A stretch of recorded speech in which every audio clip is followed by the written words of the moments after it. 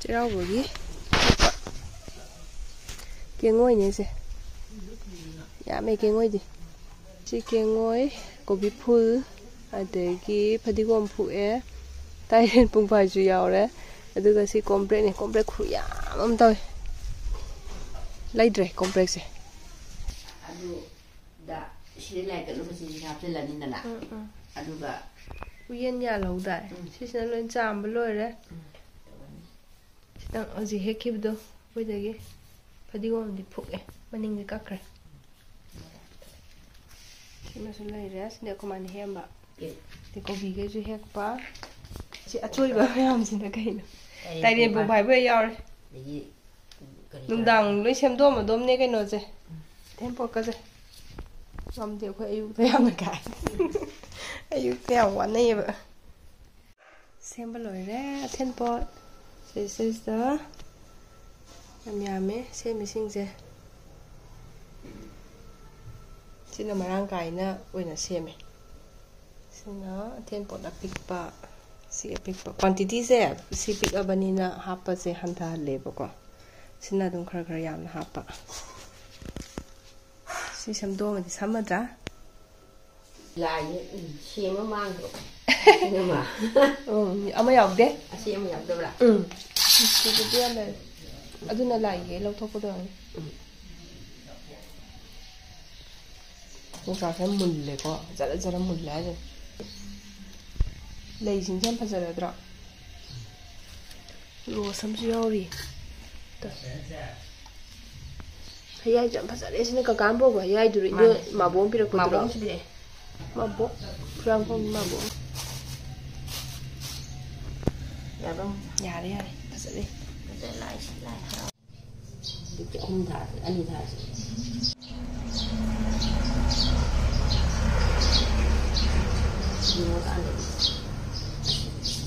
ꯌꯨꯝꯀꯥꯟ ꯑꯣꯏꯔꯝꯗꯤ ꯑꯗꯩ ꯆꯥꯕ ꯂꯣꯏꯅꯀꯣ ꯃꯊꯛꯇ ꯇꯣꯡ ꯂꯩꯔꯦ ꯃꯊꯛꯇ ꯂꯩꯔꯕꯅꯤꯅ ꯁꯤ ꯇꯧꯔꯅꯤꯀꯣ ꯁꯤꯅ ꯂꯥꯏꯁꯪꯒꯤ Hi everyone, happy Chairauba mayam pumnamak Chairaubasna lakpasista ana ayek yaudabasna hena important oy hena khalle aina hojikse aduga nushijana leiba punsinung sangna soida ngamdana leiminaba oirasi ngasidagi sigi haitare mayam da wish amta piramge haina aise nghaktang amuk lakpane akhose laigi geigi sembadi loire pako aduga hojikse पोचैसे लौथोअगा थोंगनबगी ready तौरे अदुगी nghaktang amuk loislamba lakpako hojik amuk kitchen da changase mathel se yamna thoidokpa yamna mathel myam tawbudo adududi tawraroi handakti uti ne aduga ironba champut aduma sungai soidagi am laina aduga ngau thonggumba am laibdo shak mixed vegetable do adugi sak amane aduga kainoma tawraga adumaina dum loisalani adi hingjang somta lanadramnina ne yamna mathel myam tawrakanduda yam hena lemba oibado adu ohelagumsena adumaina tawrase laigi soidana lok kitchen changas chaputana hore thangpa sigisena laigi do peruk ne adagi kompre apatagi he kompre se sona punun hapa thok no la bora Siro ng singi sa puhay siya. Yan mo siya. Sino ka na ito sila? Ngong thong kira? Kengoy siya di numidang mo thong na ba tama siya? Kengoy siya lagi kat pagi yam giba ni siya. Ay na nga kanam di hefal. Kaya sa kar lai rin na lagi mga thong na kat lido. Adu gi miyam yorong nga ni kengoy. Ado na hefal. Sina ngong thong kira. Magoy lai rin. Morok tao na ba lai rin. Just the back of the geese, take a look later. See, we in the car, I'm going to have the back. It's a box. Sing over, Sisina, it is a mangan, a sung but mangan caragana, how I track it. This is a CCC car, Miss in there. Saha Mutalora. Sisina like a paddle, not the cinema pandy, sit you on the laundry. Sana, lay there, on a buggy. Sige, sila ne lam yam ne. nahan aine he ga ne la ma ton yawba ka yawba mayam se he aba dei chak cha ba lai ka ba loin taw ya ne mayam loi sem gra kan se le mi ne chak cha ba ko pa su ya ni hore lai si sem ba na hap le ngarang gam taw wi te yin mo den ya sa ha ba thian sing do iron ba gi di lol le hap sing de hai ra sem du rồi đó iron ba ba lu si e lại thì hao khas mình nào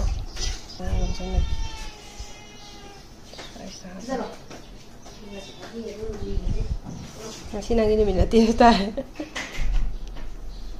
nó sẽ đi mà han hộp đi là hàng cái gì mà cái này có giá xa rồi nó ăn nhận giá rồi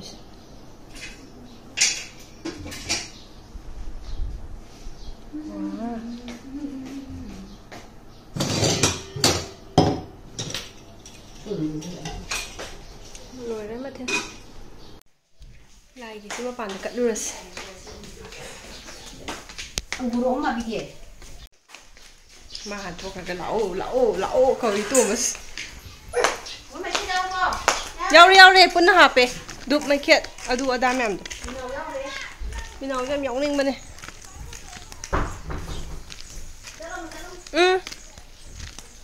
sân nằm là mì ye cái này sân đó này sinh khắc kỳ đó coi mà cái gì xem bây giờ mà bàn gì rồi sinh đó nè tan ra à bà đu pita à bà đu cái bát thì lôi thắc tốt kì lý cha chắc chắn rồi bà ô coi cho gì ta lôi nè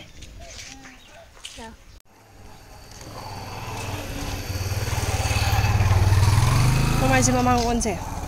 quả hả mà khâu được thạp à ồ anh tao rồi cái gì mày nó lên lấy cái làm thiệt lắm mày mà ha anh tôi này mà mang ôn là đi cái nào hay ra gì hả bas sinh hạt đấy lại còn bas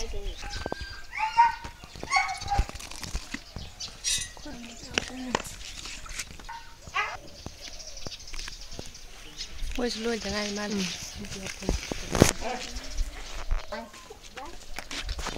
gì sao bye bye 혹시 cái này thảo đủ ra cái này xí xí nó bị happy để mai chỉ bị rồi kìa nè xí xí đó cái nó giàu đấy ngông thong nè uti nè iron ba chả hao ở đây giàu đấy chăm bút thì hấp đấy để mà mình chụp mà này tụi mình nè khá là happy đấy ra nè thèn biểu ra nè các bạn